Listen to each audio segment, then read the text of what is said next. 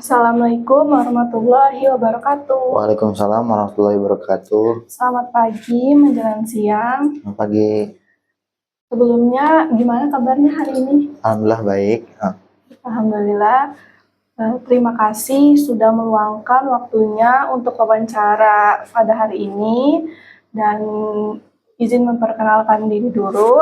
Nama saya Nirudwi Seri Febriani. Saya mahasiswa psikologi semester 4 dari Fakultas Ilmu Kesehatan dan dari Universitas Bina Bangsa yang sedang menjalani praktikum mata kuliah teknik observasi dan wawancara dengan tema motivasi belajar.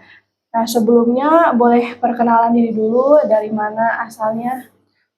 Baik, izinkan memperkenalkan diri. Saya Jundilman Rahman, dari mahasiswa psikologi Universitas Bina Bangsa juga, semester 4.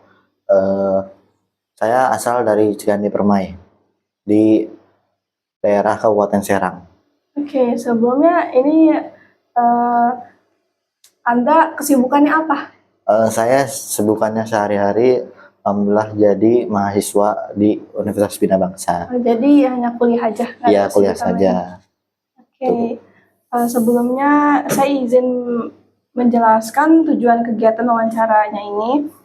Jadi tujuan kegiatan wawancara ini untuk menggali pengalaman dan pandangan mahasiswa mengenai motivasi belajar mereka, baik yang bersumber dari dalam diri atau motivasi intrinsik maupun faktor eksternal atau motivasi ekstrinsik.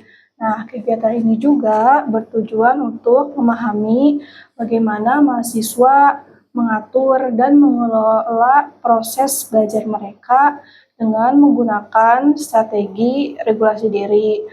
Dan wawancara kali ini itu yaitu 30 menit. Jadi saudara akan mendapat jaminan kerahasiaan atas informasi yang telah disampaikan. Dengan penjelasan tersebut, kami harap saudara bersedia menjadi subjek dalam praktikum ini. Jadi apakah saudara bersedia? Siap, insya Allah bersedia. Oke. Jadi wawancara kali ini tidak ada benar atau salah, jadi bersifat dari pengalaman pribadi Anda aja. Siap.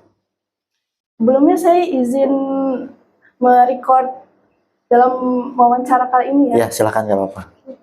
Baik, tidak usah berlama-lama, saya mulai saja wawancaranya. Boleh. Apakah Anda menerapkan target khusus dalam belajar? Menerapkan target khusus dalam belajar ya. Di sini saya kalau menerapkan target khusus dalam belajar. Kalau dari segi per materi atau per mata kuliah gitu ya, biasanya saya nggak terlalu menerapkan target gitu. Misalkan kayak mata kuliah ini harus benar semua ataupun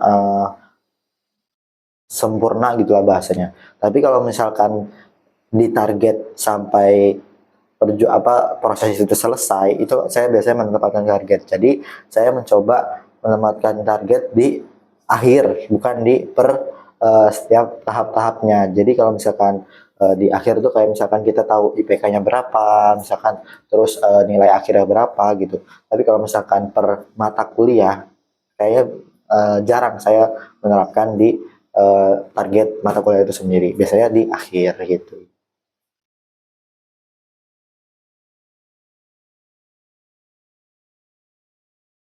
Ada nggak sih kayak dorongan Anda buat menetapkan target tersebut?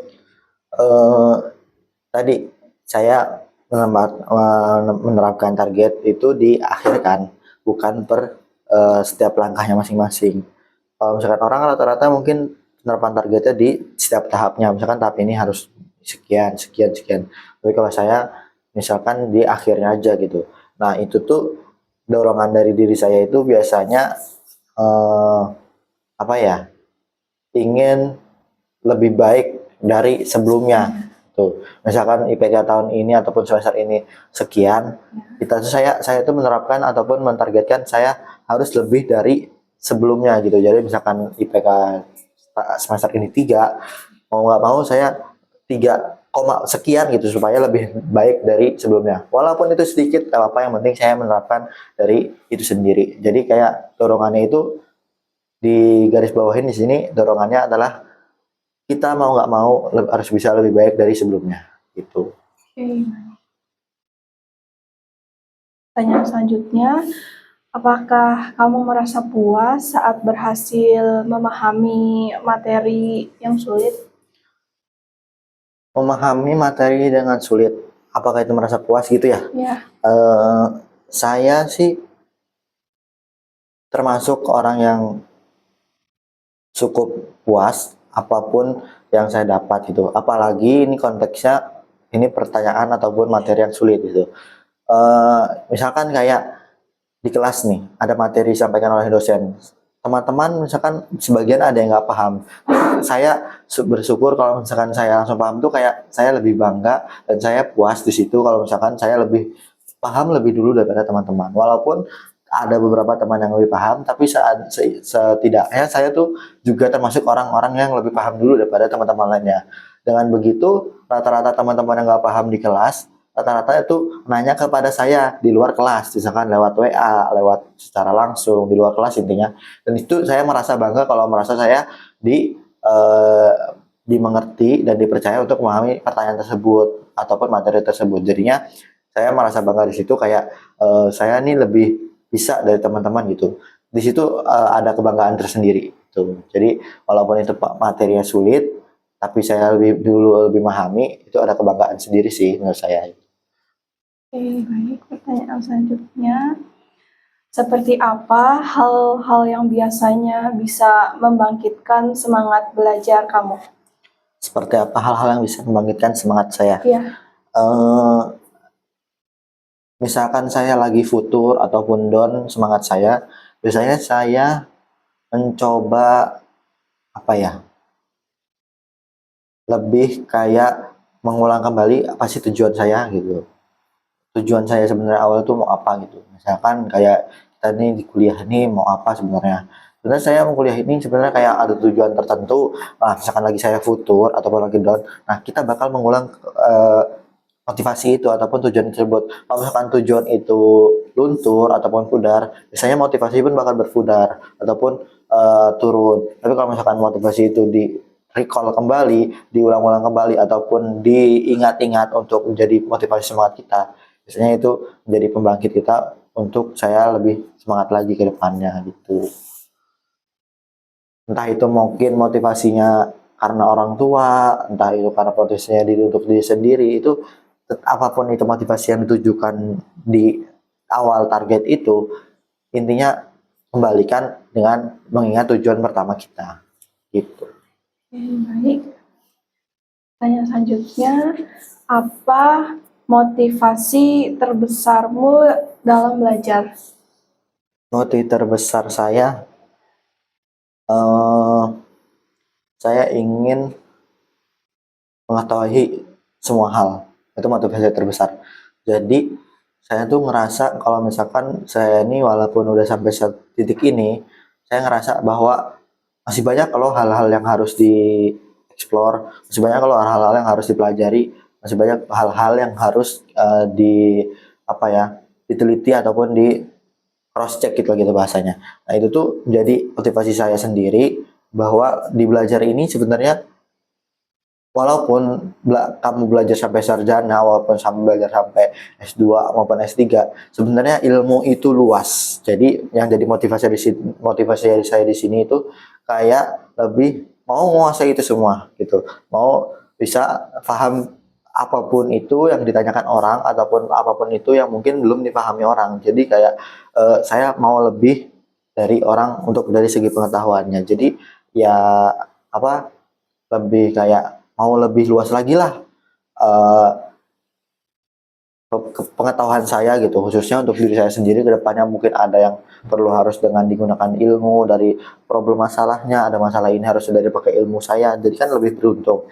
Ataupun kalau misalkan ada orang lain yang membutuhkan ilmu saya, jadi saya lebih berguna dengan orang lain juga, jadi gitu. Jadi saya lebih kayak mau menguasai semua itu, baik dari ilmu agama maupun ilmu umumnya begitu.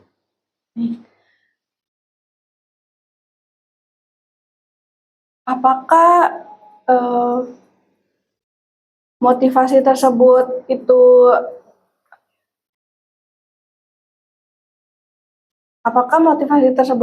apa sih berubah dari waktu ke waktu atau seperti apa? Motivasi berubah dari waktu ke waktu ya. Kalau berubahnya itu mungkin pada saat apa ya, capek sekiranya gitu. Tapi kembali lagi tadi, kalau misalkan ketika saya lagi futur, saya lagi down, lagi nggak semangat, itu tuh saya coba merecall. Nah, yang di sini itu merubahnya itu maksudnya gini, saya misalkan ingin menargetkan suatu tujuan, tapi saya di prosesnya itu capek, benar-benar capek yang saya sekiranya udah pasrah di situ. Ketika saya untuk merecall dengan tujuan itu sama, misalkan targetnya saya harus 100, tapi ketika di jalan prosesnya itu saya sangat capek, sangat berjuang keras dengan untuk meraih target itu, saya berjadar diri ataupun introspeksi diri saya dulu. Kalau misalkan saya mampu untuk 100, ya berarti masih bisa lah untuk dikejar. Tapi kalau misalkan sampai 100 aja nggak nyampe bahkan gitu, ataupun setengahnya belum nyampe, saya mencoba untuk memahami diri saya dan menormalisasi kalau misalkan nggak semua target yang ditujukan itu tercapai. Jadi is okay kalau misalkan nggak sampai tujuannya, misalkan kayak diturunkan lagi targetnya jadi 90, 80 gitu. Jadi bisa jadi berubah ketika lagi capek gitu. Jadi kalau capek bisa jadi itu menggoyahkan tujuan itu, walaupun tujuan awal kita udah kuat nih. Tapi kembali lagi kalau misalkan kita udah nggak kuat ataupun capek dengan udah usaha maksimal mungkin ya. Kalau misalkan nggak belum usaha maksimal mungkin ya percuma, berarti tujuannya kalau nggak konsisten gitu. Jadi tetap harus konsisten dengan tujuannya, tapi kalau misalkan pun nggak sewajarnya ditargetkan dengan kemampuan kita, makanya boleh diturunkan, berubah motivasi itu dan tujuan itu sendiri gitu. Selanjutnya, ceritakan pengalamanmu saat kamu merasa bangga karena hasil memahami suatu pelajaran. Sempat saya bilang juga tadi yang sebelumnya, bangga memahami pelajaran ya, apalagi yang sulit bahkan gitu. Nah, ini ceritanya mungkin ya banyak ya, tapi saya ambil contoh ketika saya belajar misalkan di mata kuliah, anggaplah statistik gitu. Saya bersyukur dengan diri saya lebih paham lebih mudah juga dengan yang lain, dengan teman-teman yang lain untuk memahami materi statistik ini. Jadi ketika saya memahami materi statistik itu, terus ketika di mata kuliah, misalkan dosen menyuruh saya untuk, bukan menyuruh saya sendiri sih sebenarnya, untuk menyuruh mahasiswa siapa yang mau maju, siapa yang mau berani untuk maju. Nah, ketika di situ saya dipercaya, terus dipilih, coba yang udah paham aja dulu maju ke depan untuk mengajari teman-temannya, terus memberi contoh, terus menerangkan ulang dan lain-lain. Itu menurut saya suatu kebanggaan sih untuk bisa lebih paham, lebih materi lebih dulu gitu. Jadi di situ pada saat itu tuh kayak bersyukur banget lah saya lebih bisa paham lagi dulu gitu. Itu cerita ketika saya lebih bangga materi apalagi yang sulit daripada teman-temannya. Sulit loh materi statistik itu. Jadi ya nggak gampang mungkin orang yang juga memahaminya. Baik. Selanjutnya, apakah Anda merasa lebih termotivasi untuk belajar karena Anda menikmati materi yang dipelajari? Sebenarnya ini pertanyaan mungkin materi apa dulu yang harus kita sukain baru supaya kita lebih semangat belajar itu kan. Jadi sebenarnya ini tuh selaras dengan apa yang kita ingin pelajari itu harus kita sukain dulu supaya pada saat kita belajar dengan materi itu supaya motivasi kita tuh tetap nambah dan makin meningkat setiap belajar itu terus gitu. Benar. Jadi apapun yang kita belajar itu harus kita sukai dulu materinya, agar kita kalau misalkan kita menambah materi dari ilmu yang kita suka itu, misalkan contoh lagi, lagi-lagi misalkan statistik misalkan. Kalau misalkan pun saya itu suka statistik, maka saya akan berusaha untuk bisa kayak mencari nih cara-caranya, solusi-solusinya kalau misalkan ada yang susah, terus rumus-rumusnya. Jadi kayak lebih makin semangat lagi kalau misalkan kita sudah suka duluan. Nah, kebanyakan dari teman-teman mungkin yang di sana itu berawal dari udah beranggapan statistik ini susah nih, males nih gitu dan lain-lain. Jadi kayak mindset duluan mereka udah menganggap statistik ini sulit gitu. Statistik sulit, ruwet dan pusing lah bahasanya gitu. Gak mau lah, males gitu-gitu, pusing lah. Nah, mereka dari situ udah gak senang dulu dari materinya, maka apa yang dikasih materinya oleh dosen, maka itu nggak jadi masuk ke otak yang kita nerima dari telinga-telinga itu. Makanya sulit untuk memahami dari materi itu sendiri. Jadi apapun yang kita ingin semangat belajarnya, sukai dulu materinya gitu. Sukai materinya baru supaya kita makin hari makin semangat motivasinya untuk belajar materi tersebut.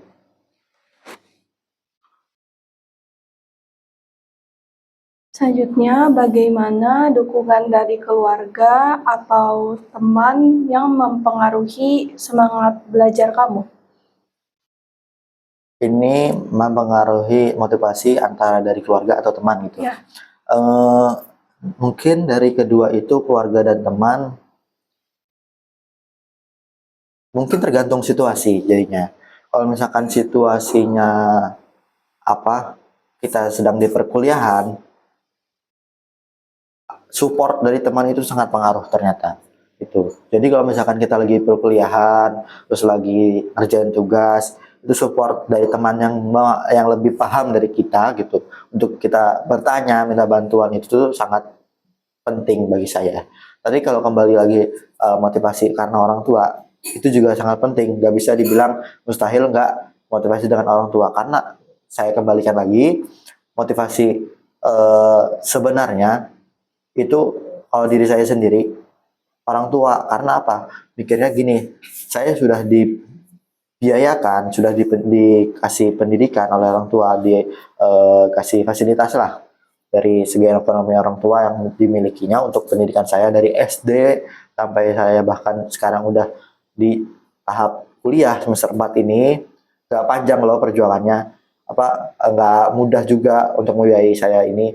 Bahkan mungkin kalau misalkan dikumpulkan dengan nominal, mungkin ada 3 digit ataupun sekian lah untuk membiayai diri saya. Nah, itu kembali motivasi ke orang tua. Jadi sudah support itu orang tua dengan memberi material ke kita, atau apa ya, kembali apa yang bakal kita kasih kembali orang tua. Bisa jadi dari kita berbakti dengan orang tua, bisa jadi kita dari kalau sudah lulus kerja memuaskan orang tua, sukseskan orang tua gitu, dan lain-lain, dan membahagiakan orang tua. Itu sangat berarti sih, menjadi motivasi diri saya gitu. Oke, baik. Pertanyaan selanjutnya, apakah kamu lebih semangat belajar jika ada dukungan dari orang lain? Tadi ya, berarti dukungan orang lain mungkin bisa jadi teman, bisa jadi orang lain mungkin yang lagi jenuh gitu. Saya itu sebenarnya penting sih bagi saya.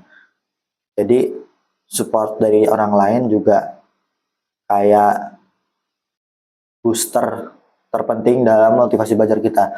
Kalau misalkan kita lagi jenuh, kalau misalkan lagi down semangatnya, itu bisa dibantu. Ayo semangat, kita bisa lulus bareng-bareng, kita bisa ngelewatin tahap ini bareng-bareng, semuanya bisa, dan kita yakin bakal bisa selesai bersama-sama gitu. Jadi benar-benar support dari orang lain juga penting sih menurut saya. Tuh.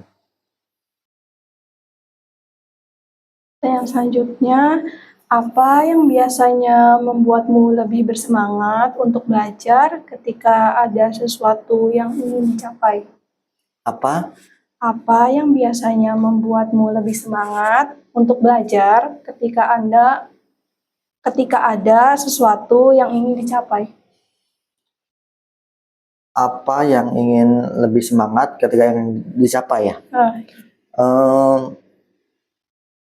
Coba boleh dijelasin pertanyaannya gimana maksudnya? apa yang biasanya membuat kamu lebih semangat untuk belajar ketika ada sesuatu yang ingin dicapai?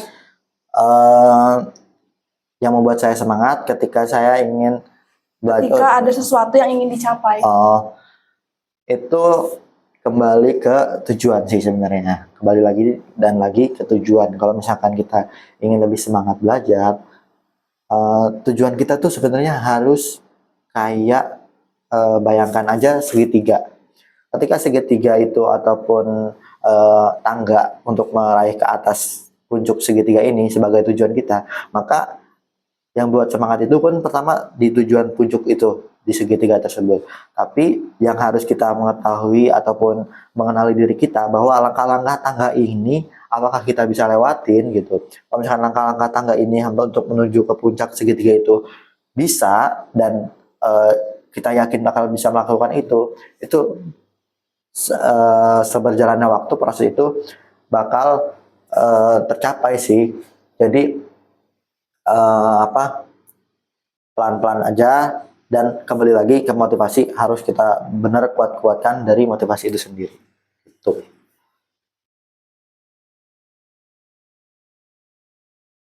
Jadi pertanyaan selanjutnya, apakah kamu belajar itu untuk mendapatkan nilai yang baik?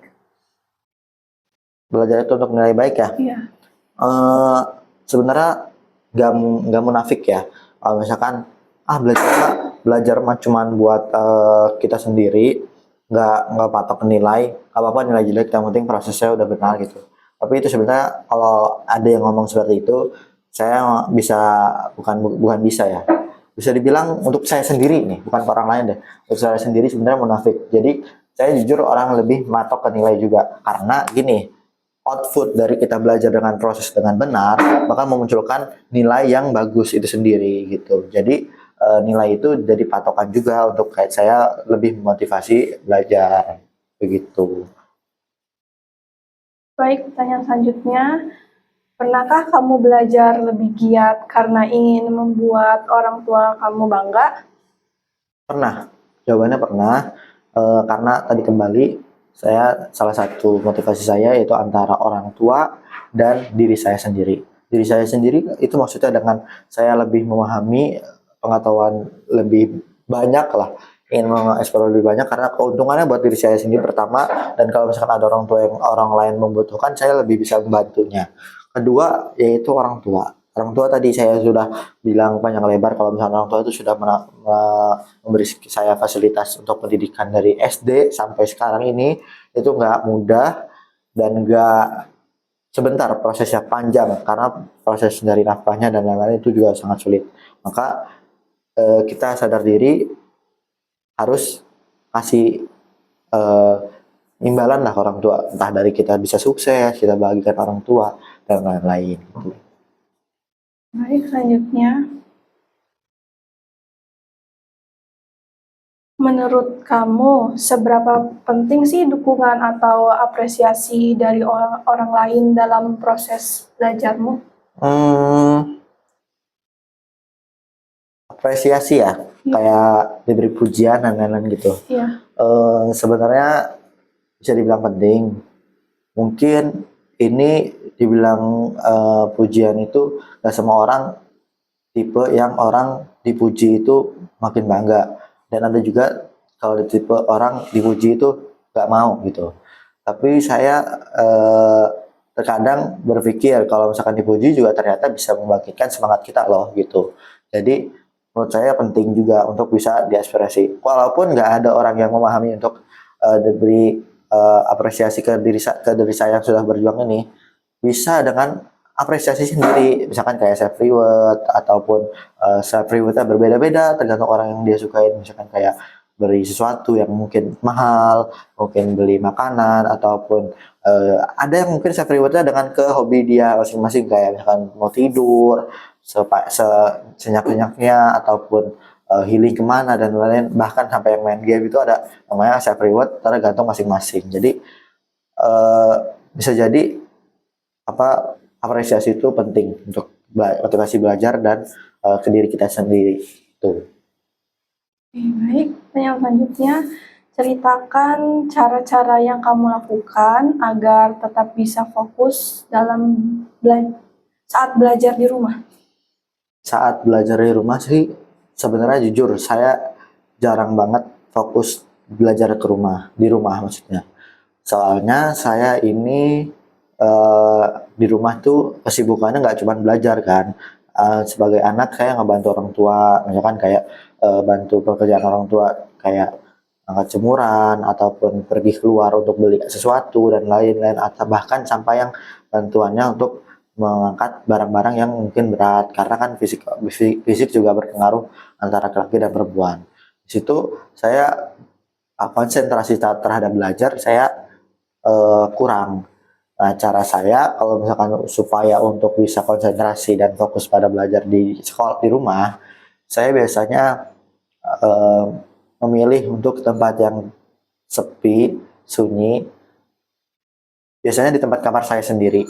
Itu sampai saya kunci kamarnya, saya fokus untuk belajar. Bahkan sebelum itu, sebelum saya kunci kamarnya juga saya memberi tahu ke orang tua dan orang rumah supaya biar nggak ada eh, rasa kayak suzon gitu ataupun kayak eh, miskomunikasi jadinya kenapa ini di kamar terus dan lain-lain. Makanya saya kadang suka memberitahu orang tua aku mau kerjaan tugas dulu atau dan lain-lain gitu. Jadi supaya biar dia mengerti. Jadi di situ bisa fokus tuh eh, saya mengerjakan tugasnya. Enggak yang sebentar-bentar dipanggil untuk minta tolong, yang sebentar-bentar untuk kerjaan tugas gitu. Jadi bisa lebih fokus lah, lebih tenang kerjain gitu. Oke, baik, pertanyaan selanjutnya, apakah kamu membagi waktu antara belajar dan aktivitas lain? Membagi waktu antara belajar dan aktivitas, saya juga misalnya menerapkan itu sih untuk membagi mana waktunya untuk eh, belajar, mana waktunya untuk aktivitas lain. Aktivitas lain di sini mungkin kayak kalau di rumah saya lebih kayak mau biasanya ngebantu orang tua gitu, yang tadi keluar rumah untuk belikan sesuatu, terus beres-beres rumah dan lain-lain itu aktivitas di rumah. Tapi kalau aktivitas di sekolah, di kuliah ataupun di kampus, saya biasanya aktivitasnya kayak perkumpulan organisasi hima, terus ada eh, tugas-tugas lain gitu. Jadi di sini untuk membaginya saya lebih mau coba manajemen waktu. Jadi mana waktu yang harus dipakai untuk sekarang ini dengan memprioritaskan tugas-tugas dulu. Tugas mana nih misalkan eh, yang harus mepet deadline. Kalau misalkan mepet deadline, oke kita uh, kepikirkan dulu tugas lainnya, aktivitas lainnya supaya agar kita fokus ke tugas deadline ini. Kalau misalkan mepet deadline deadline masih lama, kita bisa memanfaatkan dengan tugas-tugas lain kayak bantu orang tua juga lebih penting untuk uh, mencari bakti ke orang tua gitu. Kalau misalkan di kampus ya sekiranya itu tugas himanya bertanggung jawab di kita, ya kita bisa kerjakan tugas hima dulu sebelum kita mengerjakan tugas individu itu. Jadi manajemen waktu dan kita manajemenkan mana tugas prioritas kita gitu. Baik, pertanyaan selanjutnya, apakah kamu memiliki jadwal belajar yang rutin? Memiliki jadwal yang rutin sebenarnya enggak, tapi untuk saat ini lagi masa perkuliahan, mungkin saya biasanya jadwal rutinnya ya setelah habis sholat isya gitu. Jadi jam 8 ke atas lah saya sudah memfokuskan untuk belajar gitu. Apalagi yang sekarang lagi banyak-banyak tugas nih. Jadi kayak saya benar-benar memanfaatkan waktu setelah isya itu untuk belajar. Kalau misalkan nggak kalau misalkan nggak kuliah, saya belum tentu belajar. Jadi saya nggak bisa memastikan kalau saya belum punya sudah mempunyai jadwal rutin untuk belajar. Jadi saya belajar itu ketika ya saya masa pas berjalan kuliahan saja gitu. Jadi belum punya waktu rutin untuk belajar. Baik, pertanyaan selanjutnya, apakah kamu tetap belajar meskipun sedang tidak mood atau lelah? Hmm, itu sebenarnya pertanyaan yang sangat tricky, tapi di sini saya sebenarnya termasuk yang seperti itu juga. Kalau misalkan saya nggak mood, saya singkirkan dulu tugas ataupun waktu belajar saya. Karena gini, saya tuh kalau misalkan lagi nggak mood, bener apa yang saya terima dari misalkan dosen, ataupun saya belajar ngerjakan tugas, ataupun dan lain-lainnya, bener-bener belajar dan prosesnya nggak bener, ataupun nggak masuk sama sekali. Jadi mending saya benarkan dulu moodnya, saya beri waktu untuk diri saya. Mungkin mood itu kan karena capek ataupun karena pusing dan lain-lain, maka saya lebih menenangkan diri saya dulu, saya beri waktu istirahat saya dulu.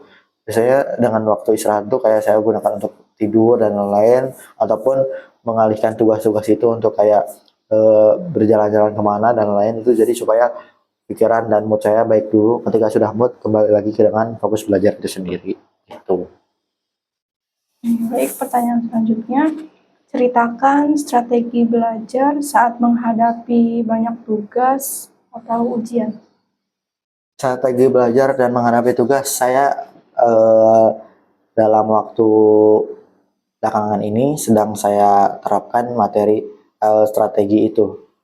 Saya menempelkan sticky note ataupun kertas itu untuk ditempelkan di mading kamar saya. Jadi saya prioritaskan tugas mana yang belum dengan waktu yang ditentukan.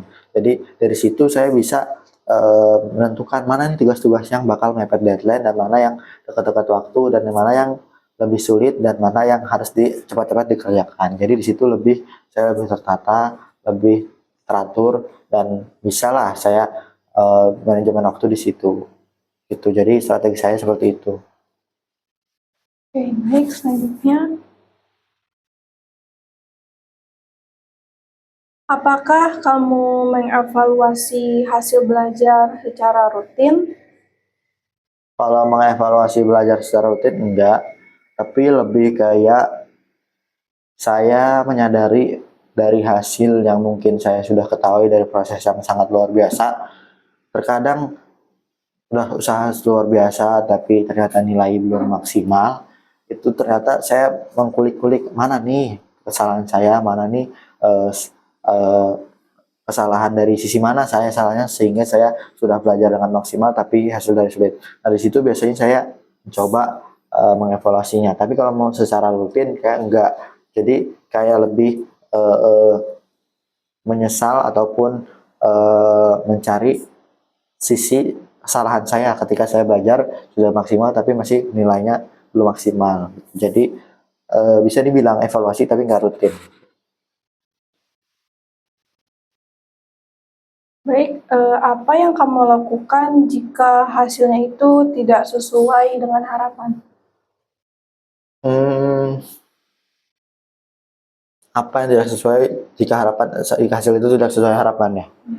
Sebenarnya hasil yang tidak sesuai dengan harapan itu sebenarnya kecewa gitu. Bahkan kalau misalkan saya pernah ngalamin,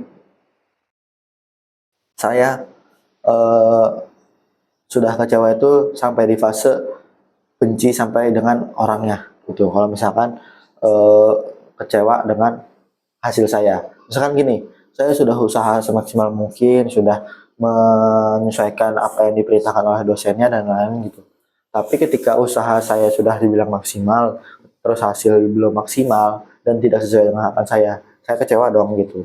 Kayak munafik, nggak apa bohong-bohong dengan ke hati saya, tetap saya kecewa. Sampai di mana saya kecewa ini eh, sedikit benci dengan dosennya gitu. Jadi kayak benar-benar kecewa sama kecewa gitu. Sampai saya benci sedikit itu ya, sampai sekarang sih masih, tapi ya udahlah gitu aja. Kecewa sama kecewa. Gitu. Oke, baik.